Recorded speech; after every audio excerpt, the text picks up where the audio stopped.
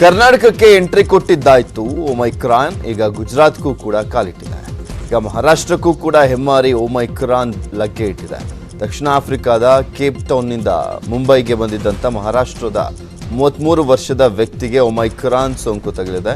ಇದರೊಂದಿಗೆ ಹೊಸ ರೂಪಾಂತರಿ ತಳಿಯ ಸೋಂಕಿನ ಸಂಖ್ಯೆ 4ಕ್ಕೆ ಏರಿಕೆ ಆದಂತಾಗಿದೆ. ಮುಂಬೈಗೆ ಬಂದಿಳಿದಿದ್ದಂಥ ವ್ಯಕ್ತಿಗೆ ಕೊರೋನಾ ದೃಢಪಟ್ಟಿತ್ತು. ಹೀಗಾಗಿ ಜೀನೋಮ್ ಸೀಕ್ವೆನ್ಸಿಂಗ್ ತಪಾಸಣೆಗೆ ಕಳಿಸಿದಾಗ ಒಮೈಕ್ರಾನ್ ತಗುಲಿರುವಂಥದ್ದು ದೃಢಪಟ್ಟಿದೆ. ಈತನ ಜೊತೆ ಪ್ರಯಾಣ ಬೆಳೆಸಿದ್ದಂಥ 12 ಮಂದಿಯನ್ನ ಟ್ರೇಸ್ ಮಾಡಲಾಗಿದ್ದು ಹದ್ದಿನ ಕಣ್ಣಿಟ್ಟಿದ್ದಾರೆ. ಒಮೈಕ್ರಾನ್ ವೈರಸ್ ಮೊದಲು ಕಾಣಿಸಿಕೊಂಡಂತಹ ದಕ್ಷಿಣ ಆಫ್ರಿಕಾದಲ್ಲಿ ಕೊರೋನಾ ಕೇಕೆ ಹಾಕ್ತಾ ಇದೆ. ದಿನೇ ದಿನೇ ಕೊರೋನಾ ಸೋಂಕಿನ ಸಂಖ್ಯೆ ಡಬಲ್ ಆಗ್ತಾ ಇದೆ. ಇಡೀ ಜಗತ್ತನ್ನೇ ಆವರಿಸ್ತಾ ಇರುವಂತಹ ಒಮೈಕ್ರಾನ್ ಪ್ರಭೇದ 38 ದೇಶಗಳಿಗೆ ತನ್ನ ಕಬಂದ ಬಾಹುವನ್ನು ಚಾಚಿದೆ. ಕಳೆದ 4 ದಿನಗಳಲ್ಲೇ ಕೊರೋನಾ ಪ್ರಕರಣಗಳ ಸಂಖ್ಯೆ 6 ಪಟ್ಟು ಹೆಚ್ಚಾಗಿದೆ. ನವೆಂಬರ್ 29ರಂದು 2273 ಕೊರೋನಾ ಪ್ರಕರಣಗಳು ಪತ್ತೆಯಾಗಿದ್ವು. ಅದೇ ಡಿಸೆಂಬರ್ 3ರ ಹೊತ್ತಿಗೆ ಈ ಸೋಂಕಿನ ಸಂಖ್ಯೆ 16,055ಕ್ಕೆ ಏರಿಕೆಯಾಗಿದೆ.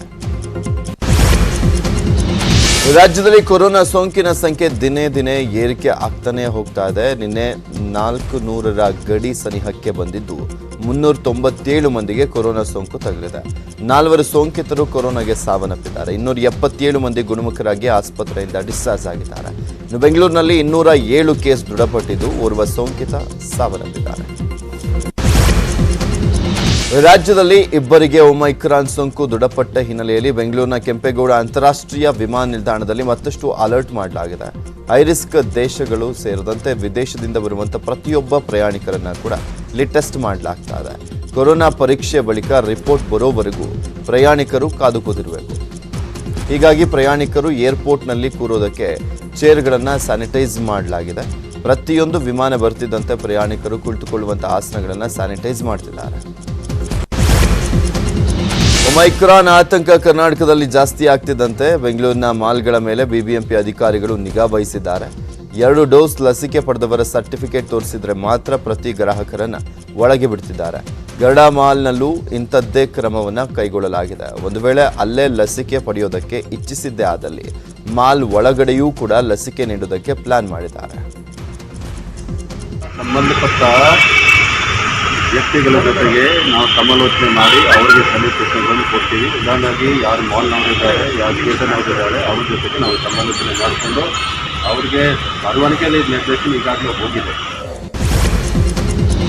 ಒಮೈಕ್ರಾನ್ ಆತಂಕ ಹೆಚ್ಚಾಗ್ತಿದ್ದಂತೆ ಗಣಿನಾಡು ಬಳ್ಳಾರಿಯಲ್ಲಿ ಕಟ್ಟುನಿಟ್ಟಿನ ಕ್ರಮ ಕೈಗೊಳ್ಳೋದಕ್ಕೆ ಜಿಲ್ಲಾಧಿಕಾರಿಗಳು ಮುಂದಾಗಿದ್ದಾರೆ. ರಾಜ್ಯ ಸರ್ಕಾರ ಹೊರಡಿಸಿರುವಂತಹ ಗೈಡ್ಲೈನ್ಸ್ ಅನ್ನ ಎಲ್ಲರೂ ಕೂಡ ಚಾಚು ತಪ್ಪದೆ ಪಾಲಿಸಬೇಕು. ಇಂದಿನಿಂದ ಮಾಸ್ಕ್ ಹಾಕದೆ ಯಾರೊಬ್ಬರೂ ಕೂಡ ಹೊರಬರುವಂತಿಲ್ಲ.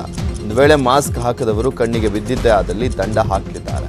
ಅಲ್ಲದೆ ಸಾರ್ವಜನಿಕ ಸಮಾರಂಭಗಳಲ್ಲಿ ಕೇವಲ 500 ಜನ ಮಾತ್ರ ಭಾಗಿಯಾಗಬೇಕು. ಇದನ್ನ ಮೀರಿದ್ದೇ ಆದಲ್ಲಿ ದಂಡ ಹಾಕ್ತೀವಿ ಅಂತ ಎಚ್ಚರಿಕೆಯನ್ನು ನೀಡಿದ್ದಾರೆ. ಮಾಸ್ಕ್ಗಳನ್ನು ಧರಿಸುವುದು ಮತ್ತು ಸ್ಯಾನಿಟೈಸರ್ ಬಳಸುವುದು, ಸೋಷಿಯಲ್ ಡಿಸ್ಟೆನ್ಸಿಂಗ್ ಮೇಂಟೈನ್ ಮಾಡುವುದು, ಪ್ಲಸ್ ಯಾವುದೇ ಈ ಫಂಕ್ಷನ್ಸ್ ಏನೇ ಇದ್ದರೂ ಕೂಡ 500 ಜನಕ್ಕಿಂತ ಜಾಸ್ತಿ ಇರಬಾರ್ದು ಅಂತ ಕೂಡ ನಿರ್ದೇಶನ ಬಂದಿದೆ ಸರ್ಕಾರದಿಂದ. ಇವೆಲ್ಲ ಕೂಡ ಖಂಡಿತವಾಗಿ ಪಾಲಿಸಬೇಕು. ಯಾರಾದರೂ ಪಬ್ಲಿಕ್ನಲ್ಲಿ ವಿತೌಟ್ ಮಾಸ್ಕ್ ಈ ರೀತಿಯಲ್ಲಿ ಕಂಡು ಬಂದರೆ ಅವ್ರ ಮೇಲೆ ಪೆನಾಲ್ಟೀಸ್ ಹಾಕೋದು ಇವೆಲ್ಲ ಕೂಡ ಇದು ಮುಂದೆ ಬರುತ್ತವೆ. ಸೊ ದಯವಿಟ್ಟು ಜನರೆಲ್ಲ ಕೂಡ ಇದಕ್ಕೆ ಸಹಕರಿಸಬೇಕು ಅಂತ. ಯಾದಗಿರಿಯಲ್ಲಿ ಹಮ್ಮಿಕೊಂಡಂತ ಕಾಂಗ್ರೆಸ್ ಪ್ರಚಾರ ಸಭೆಯ ಸಮಾವೇಶ ಕಾರ್ಯಕ್ರಮದಲ್ಲಿ ಕೊರೋನಾ ರೂಲ್ಸ್ ಬ್ರೇಕ್ ಆಗಿದೆ. ಕಾಂಗ್ರೆಸ್ನ ಮುಖಂಡರು ಕೊರೋನಾ ರೂಲ್ಸ್ ಅನ್ನ ಬ್ರೇಕ್ ಮಾಡಿದ್ರು. ಕಾರ್ಯಕರ್ತರು ಕೂಡ ಅಷ್ಟೇ ಮಾಸ್ಕ್ ಹಾಗೂ ಸಾಮಾಜಿಕ ಅಂತರವನ್ನ ಪಾಲನೆ ಮರೆತಿದ್ರು. ಕಾರ್ಯಕ್ರಮದಲ್ಲಿ ರಾಜ್ಯಸಭೆ ವಿರೋಧ ಪಕ್ಷ ನಾಯಕ ಮಲ್ಲಿಕಾರ್ಜುನ ಖರ್ಗೆ, ಶಾಸಕರಾಗಿರುವಂತಹ ಶರಣಬಸಪ್ಪ ದರ್ಶನಾಪುರ ಹಾಗೆ ಹಲವಾರು ಗಣ್ಯರು ಮಾಸ್ಕ್ ಅನ್ನ ಹಾಕಿಕೊಳ್ಳದೆ ಕೋವಿಡ್ ನಿಯಮವನ್ನ ಗಾಳಿಗೆ ತೂರಿದ್ದಾರೆ. ಒಮೈಕ್ರಾನ್ ಆತಂಕ ಹಿನ್ನೆಲೆಯಲ್ಲಿ ಬೆಳಗಾವಿಯಲ್ಲಿ ತೀವ್ರ ಕಟ್ಟೆಚ್ಚರವನ್ನು ವಹಿಸಲಾಗಿದೆ. ಜನನಿಬಿಡ ಪ್ರದೇಶ, ಪ್ರಮುಖ ಮಾರುಕಟ್ಟೆಗಳಲ್ಲಿ ಮಹಾನಗರ ಪಾಲಿಕೆ ಮಾರ್ಷಲ್ಸ್ಗಳಿಂದ ಮಾಸ್ಕ್ ಡ್ರೈವ್ ಮಾಡಲಾಗಿದೆ. ವ್ಯಾಪಾರಸ್ಥರು, ಸಾರ್ವಜನಿಕರು ಮಾಸ್ಕ್ ಅನ್ನು ಹಾಕಿಕೊಂಡು ವ್ಯಾಪಾರ ವಹಿವಾಟು ಮಾಡುವಂತೆ ಮನವಿಯನ್ನು ಮಾಡಲಾಗ್ತಾ ಇದೆ. ಮಾಸ್ಕ್ ಹಾಕದವರಿಗೆ 100ರಿಂದ 250 ರೂಪಾಯಿ ದಂಡ ವಸೂಲಿಯನ್ನು ಮಾಡುವುದಾಗಿ ಮೈಕ್ನಲ್ಲಿ ಅನೌನ್ಸ್ ಮಾಡಿದ್ದಾರೆ. ಮಾಸ್ಕ್ ಹಾಕದವರ ಬಳಿ ಮುಲಾಜಿಲ್ಲದೆ ದಂಡವನ್ನು ವಸೂಲಿ ಮಾಡಲಾಗ್ತಾ ಇದೆ. ಕೊರೋನಾ ಹರಡದಂತೆ ತಡೆಯೋದರ ಜೊತೆಗೆ ಸೋಂಕಿತರ ಮರಣ ಪ್ರಮಾಣವನ್ನು ಕಡಿಮೆ ಮಾಡಿ ಅಂತ ಹಲವು ರಾಜ್ಯಗಳಿಗೆ ಕೇಂದ್ರ ಸರ್ಕಾರ ಪತ್ರವನ್ನು ಬರೆದಿದೆ. ಸೋಂಕು ತಡೆಗೆ ಕೊರೋನಾ ಪರೀಕ್ಷೆ, ಚಿಕಿತ್ಸೆ ಮತ್ತು ಲಸಿಕೆ ಅಡಿಯಲ್ಲಿ ಅಗತ್ಯ ಕ್ರಮ ಕೈಗೊಳ್ಳುವಂತೆ ಕರ್ನಾಟಕ, ಕೇರಳ, ತಮಿಳುನಾಡು, ಒಡಿಶಾ, ಮಿಜೋರಾಂ ಮತ್ತು ಕೇಂದ್ರಾಡಳಿತ ಪ್ರದೇಶಕ್ಕೆ ಕೇಂದ್ರ ಆರೋಗ್ಯ ಸಚಿವಾಲಯ ಪತ್ರವನ್ನು ಬರೆದಿದೆ. ಕೆಲ ಜಿಲ್ಲೆಗಳಲ್ಲಿ ಸೋಂಕು ಪ್ರಮಾಣ ಹಾಗೂ ನಿರಂತರ ಪಾಸಿಟಿವಿಟಿ ದರ ಏರಿಕೆ ಆಗ್ತಾನೆ ಇದೆ. ಹೀಗಾಗಿ ಕೇಂದ್ರ ಸರ್ಕಾರ ಪತ್ರವನ್ನು ಬರೆದಿರುವಂಥದ್ದು. ಜೀನೋಮ್ ಸೀಕ್ವೆನ್ಸಿಂಗ್ ಆಗಿ ಎಲ್ಲ ಪಾಸಿಟಿವ್ ಮಾದರಿಗಳನ್ನು ಕಳುಹಿಸುವುದಲ್ಲದೆ ಅಂತಾರಾಷ್ಟ್ರೀಯ ಪ್ರಯಾಣಿಕರ ಮೇಲೆ ಎಲ್ಲ ರಾಜ್ಯಗಳು ನಿಗಾ ವಹಿಸಬೇಕು, ಹಾಟ್ಸ್ಪಾಟ್ಗಳ ಮೇಲ್ವಿಚಾರಣೆ ಮಾಡಬೇಕು, ಪಾಸಿಟಿವ್ ಇದ್ದವರನ್ನು ಪ್ರಾಮಾಣಿಕವಾಗಿ ಪತ್ತೆ ಹಚ್ಚಿ ಅಂತ ಕಿವಿ ಮಾತನ್ನು ಹೇಳಿದ್ದಾರೆ. ಪರಿಷತ್ ಚುನಾವಣಾ ಅಖಾಡ ರಂಗೇರಿರುವಂಥ ಹೊತ್ತಲ್ಲೇ ಆರೋಪ ಪ್ರತ್ಯಾರೋಪ ಜೋರಾಗ್ತಾ ಇದೆ. ಕಾಂಗ್ರೆಸ್ ನಾಯಕರ ವಿರುದ್ಧ ಬಿಜೆಪಿ ರಾಜ್ಯಾಧ್ಯಕ್ಷ ನಳಿನ್ ಕುಮಾರ್ ಕಟೀಲ್ ಕಿಡಿಕಾರಿದ್ದಾರೆ. ಇಂದಿರಾ ಗಾಂಧಿ ಆಳ್ವಿಕೆಯಲ್ಲಿ ಲೈಟ್ ಕಂಬ ನಿಲ್ಲಿಸಿದ್ರು, ಗೆಲ್ತಾರೆ ಅನ್ನುವಂಥ ಮಾತಿತ್ತು. ಆದರೆ ಈಗ ಕಾಲ ಬದಲಾಗಿದೆ. ರಾಹುಲ್ ಗಾಂಧಿ, ಪ್ರಿಯಾಂಕಾ ಗಾಂಧಿ ಎಲ್ಲೇ ನಿಂತರೂ ಗೆಲ್ಲೋದಿಲ್ಲ.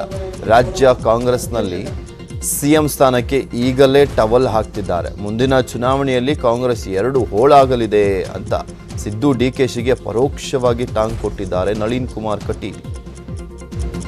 ಒಂದು ಕಾಲಘಟ್ಟಗಳಿತ್ತು, ಇಂದಿರಾ ಗಾಂಧಿ ಅವರ ಕಾಲಘಟ್ಟ ಅಂತ ನಾವು ರಾಜಕಾರಣದಲ್ಲಿ ವಿಶ್ಲೇಷಣೆಗಳನ್ನು ಮಾಡ್ತೀವಿ. ಇಂದಿರಾ ಗಾಂಧಿ ಅವರ ಕಾಲಘಟ್ಟದಲ್ಲಿ ಹೇಗಿತ್ತು ಅಂತ ಕೇಳಿದ್ರೆ ಲೈಟ್ ಕಂಬವನ್ನು ಕಾಂಗ್ರೆಸ್ ಅಲ್ಲಿ ನಿಲ್ಲಿಸಿದ್ರೆ ಗೆಲ್ಲುತ್ತೆ ಅಂತ ಇತ್ತು.